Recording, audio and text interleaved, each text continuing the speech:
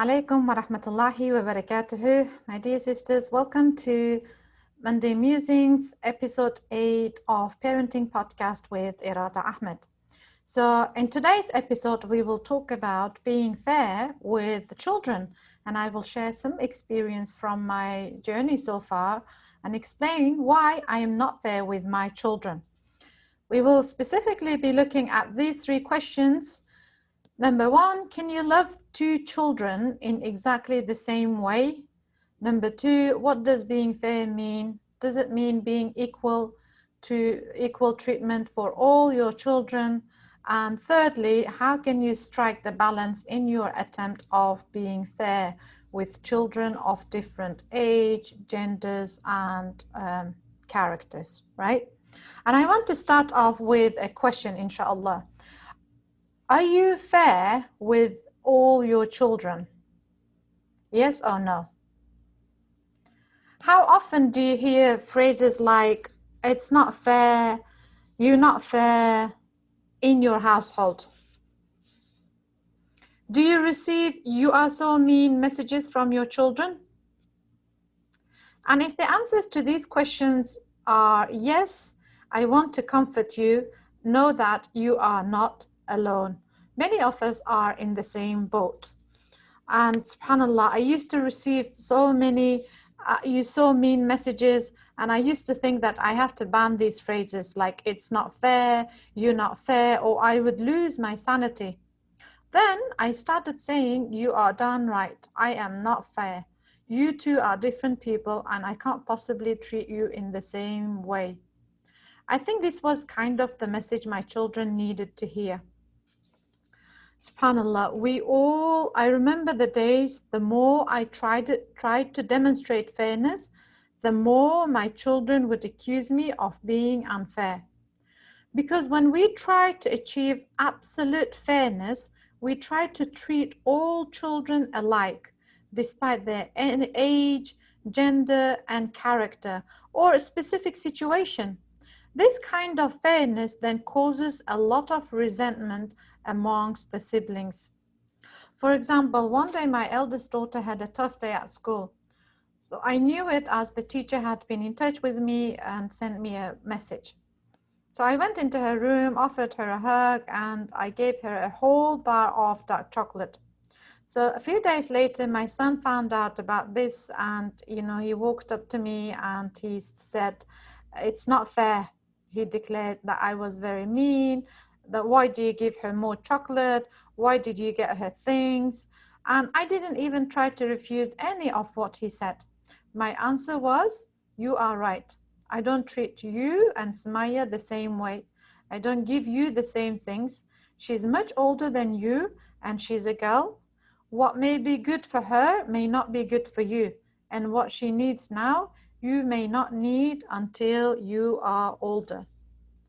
So in an answer to question 1, can you love two children in exactly the same way? I don't think it's possible. I remember in one of the workshops I did with a group of mothers, we were engaged in a discussion. And I can't remember what we were discussing, but a mother of 7 disclosed, they are all your children. You love them all. But some children are just easier to love. SubhanAllah. We all laughed at the time, but I am sure every mother can relate to what she had disclosed. Because after this session, I admit to one of my close friends that I can really relate to what she said. What this mother shared really resonated with me as a mother of 6. She looked at me with, I swear that's so true, Irada. Some children are just easier to love. Because children, they come in different shapes, in different forms, different ages and different genders, and they go through different developmental states. And each one of them require different treatment at different stages. I think we should know when to strike the balance in our attempt of being fair. There are obviously situations when we need to be fair with all our children. For example, when Eid comes round, we need to buy all of them Eid gifts, right? It's unfair to leave one child out. Or when we want to organize a trip or something fun for your children, we try to include all our children, right? We don't leave one out specifically. They are all your children, but they are all different humans with different needs and personalities.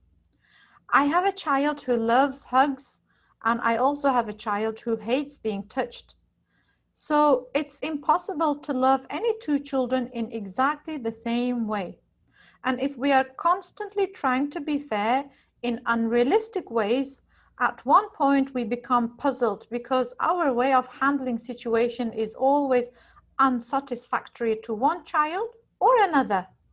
And in such situations, children are so good at taking advantage of our indecision.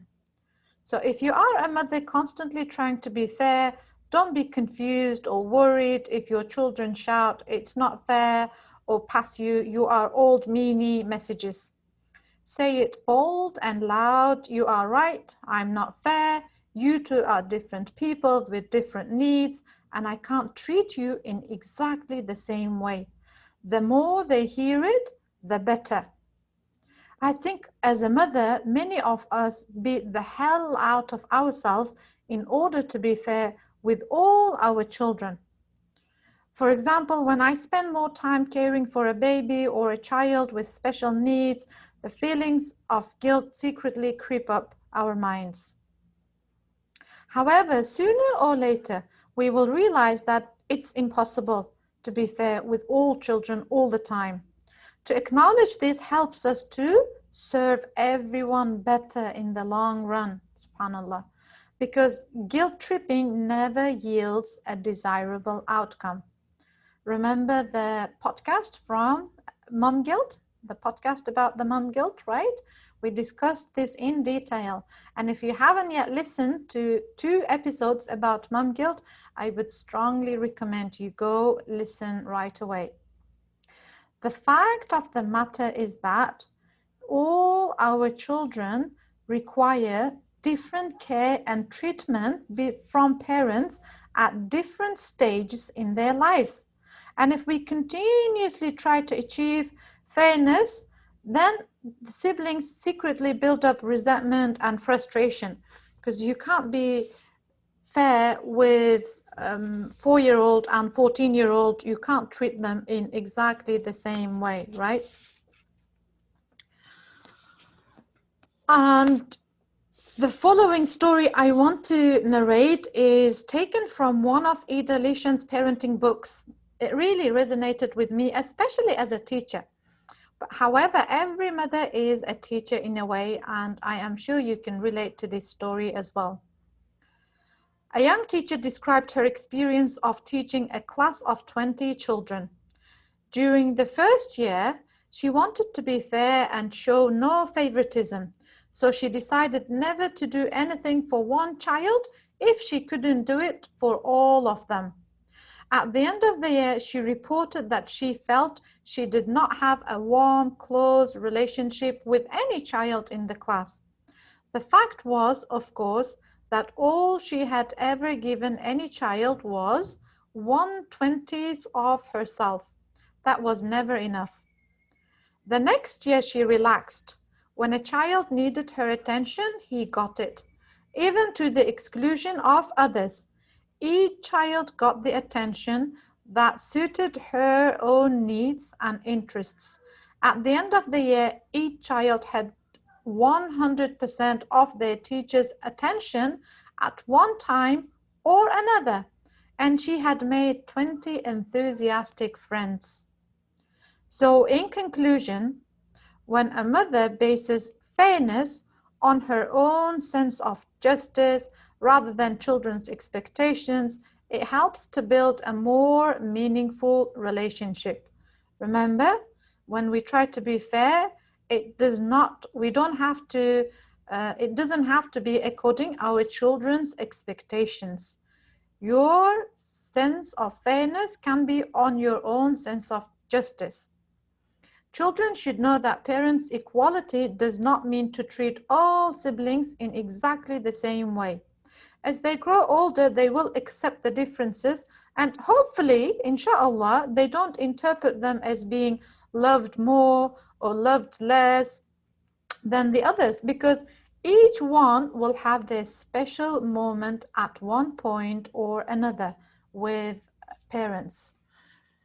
When your child is sick, or they're going through illness, or they're going through a tough time, obviously you can't treat them specially, because they need that special treatment in that time. So again, when it comes to striking the balance, I think you follow your intuition, you follow your own gut to make the decision when, how to strike the balance. Like when it comes to eat and other things, you try to be fair. But if you have a child with special needs, or if you have a child who's going through a difficult developmental stage or illness, then obviously you will have to give that special treatment for that child during that phase, and not feel guilty about it, inshallah. So I hope I was able to answer these questions in a way that you all could relate. Jazakumullah khair for tuning in for today's podcast, and I will look forward to connecting with you all virtually next Monday. Assalamu alaikum wa rahmatullahi wa barakatuh.